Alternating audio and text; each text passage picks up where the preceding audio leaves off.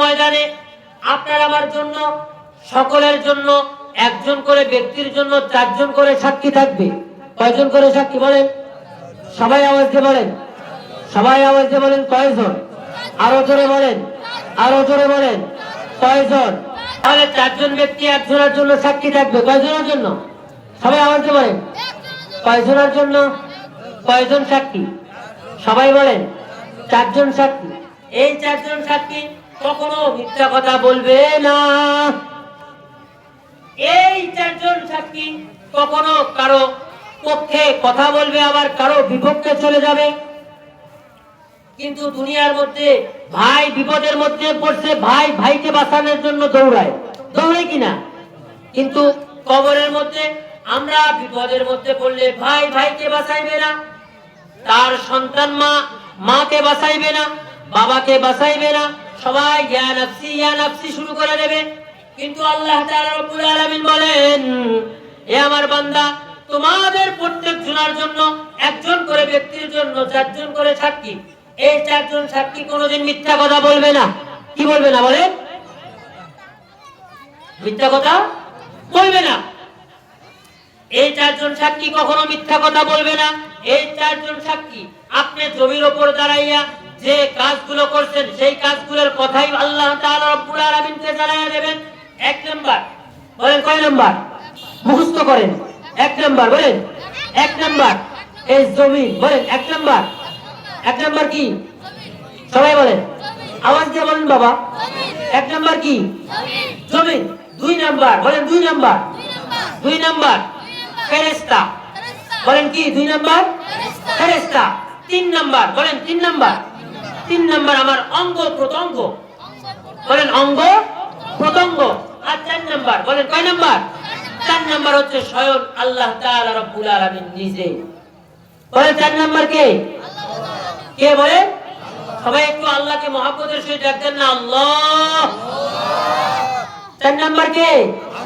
এবার বলেন এক নাম্বার কে সাক্ষী দেবে? সবাই বলেন দুই নাম্বার ফেরেশতা। দুই নাম্বার, তিন নাম্বার শরীর অঙ্গ প্রত্যঙ্গ, চার নাম্বার। চার নাম্বার কি? আল্লাহ। তাহলে দেখেন, এক নাম্বার সাক্ষীর কথা আপনারা যখন শুনলেন জমিন। কি? জমিন। আল্লাহ তাআলা রব্বুল আলামিন কোরআনুল কারীমের মধ্যে আপনাকে আমাকে জানাইয়া দেন।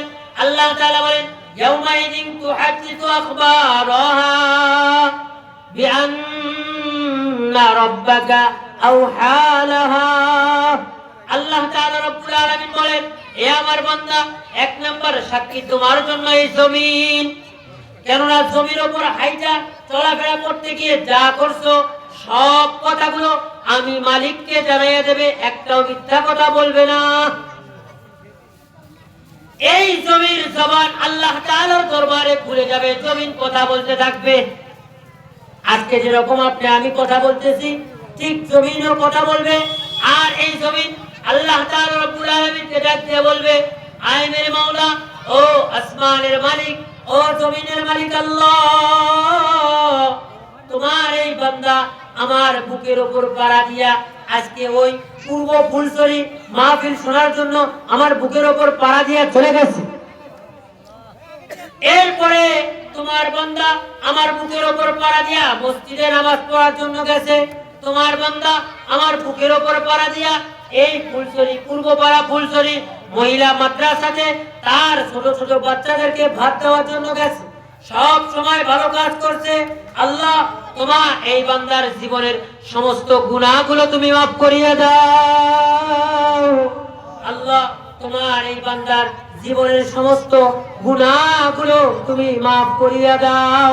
আল্লাহ তাআলাকে জমিন যখন বলতে থাকবে, আর এই জমির কথাগুলো আল্লাহ তাআলা রব্বুল আলামিন কবুল করে নেবেন, মঞ্জুর করে নেবেন।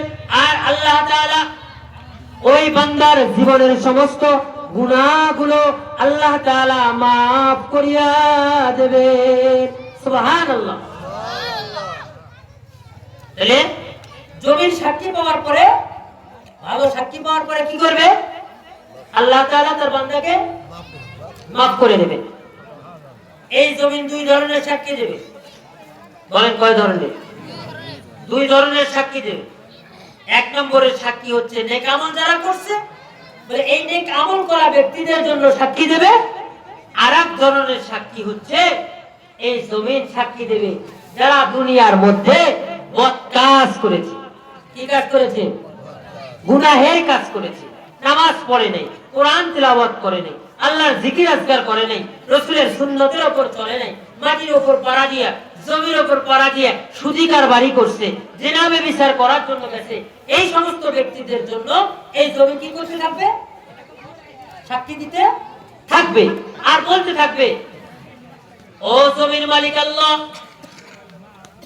আপনি যদি আমার আর একটাবার হুকুম দিয়ে দেন, তোমার এই নাফরমান বান্দারে আমার বুকের মধ্যে নিয়ে এমন জোরে চাপ করে দেই যাতে করে তোমার এই নাফরমান বান্দার হাড় হাড্ডি সব পুরা হয়ে যায়।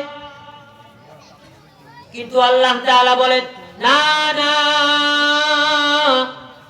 আমার বান্দারে আমি এত যত্ন করে বানাইলাম, আমার বান্দারে এত মায়া করে বানাইলাম, এই বান্দারে তুমি যদি জমির মধ্যে নিয়ে পিষে ফেলো, চাপ দাও, তাহলে হয়তোবা আমার বান্দা আঘাত পাবে, কষ্ট পাবে। এই জন্য আল্লাহর বান্দা না না এই শব্দটা উচ্চারণ করে। কিন্তু এই জমিন যখন সাক্ষী দেয়, সাক্ষী দেওয়ার পরে এই জমির ভিতরের মধ্যে আল্লাহ তাআলা ঢুকান না, বরঞ্চ এই জমিন মালিককে সাক্ষী দিয়ে বলে, আল্লাহ তোমার কাছে আমি বিচার দিলাম যে তোমার নাফরমান বান্দা আমার বুকের উপর পাড়া দিয়া গুনাহের কাজ করছে, আল্লাহ আপনি তোমার এই বান্দারে শক্ত আযাবের মধ্যে গ্রেফতার করিয়া ফেলান। নাউজুবিল্লাহ বলে। তাহলে তাকে শক্ত আযাবের মধ্যে গ্রেফতার করার কথা আল্লাহ তাআলার কাছে এই জমিন বলতে থাকে। দুই নাম্বার সাক্ষী, দুই নাম্বার সাক্ষী হচ্ছে ফেরেশতা। বলেন কে? ফেরেশতা।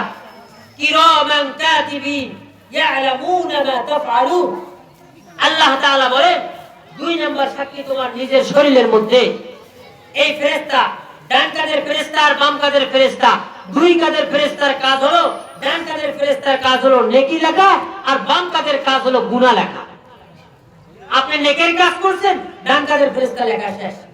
আর গুনাহের কাজ করছেন, নামাজ পড়তে দেরি করছেন, বাম কাঁধের ফেরেশতা গুনাহ লিখতে ধরছে, পরে ডান কাঁধের ফেরেশতা বাধা দেয় আর বলে, হে আল্লাহর ফেরেশতা, হে আমার বন্ধু, একটু ওয়েট করো, কেননা এখন নামাজ পড়তেছে না, হয়তো পরে তো একটু পরে পড়তেই পারে, অতএব গুনাহ লেখার কোনো প্রয়োজন নাই। যখন জোহর থেকে আসর চলে যায়, নামাজ পড়ে না, তখন ডান কাঁধের ফেরেশতা আর বাধা দিয়ে কোনো কাজে লাগাইতে পারে না, তখন বাম কাঁধের ফেরেশতা গুনাহ লেখা শুরু করে দেয়। হাদিসের মধ্যে আছে, শবে বরাতের রাত্রি বেলায়, এই প্রত্যেকটা শবে বরাতের রাত্রে এই বান্দা বান্দির গুনাহ এবং নেকের আমলনামা মালিকের দরবারে পৌঁছে দেয়। কার দরবারে বলেন? মালিকের দরবারে পৌঁছে দেয়। আপনি গুনাহ করছেন, নেকি করছেন, যা করছেন, এই খাতাটা ভাঁজ দিয়ে সুন্দর করে এরকম পল্টাইয়া আল্লাহ তাআলা রব্বুল আলামিনের কাছে ফেরেশতা পৌঁছাইয়া দেন। আর খাতাটা এইভাবে রাখেন, কিয়ামতের ময়দানে এই খাতাটাই হুবহু আপনার হাতের মধ্যে দেবে।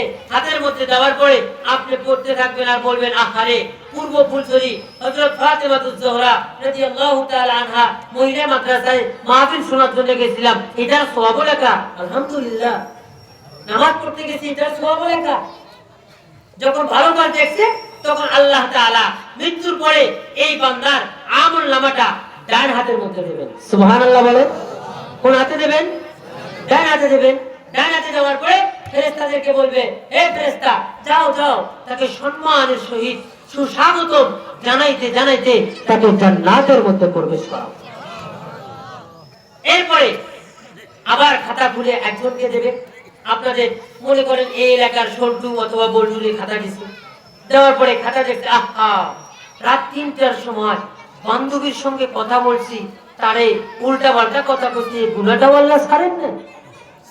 হ্যাঁ, দিঘির মধ্যে, পুকুরের মধ্যে ডুব দিয়ে রমজানুল মোবারক মাসে এক ঢোক পানি খেয়েছি, আল্লাহ এটাও গুনাহ লেখছেন। হ্যাঁ, সব গুনাহ লেখছে। লেখার পরে দেখছে এক গুনার অবস্থা খারাপ।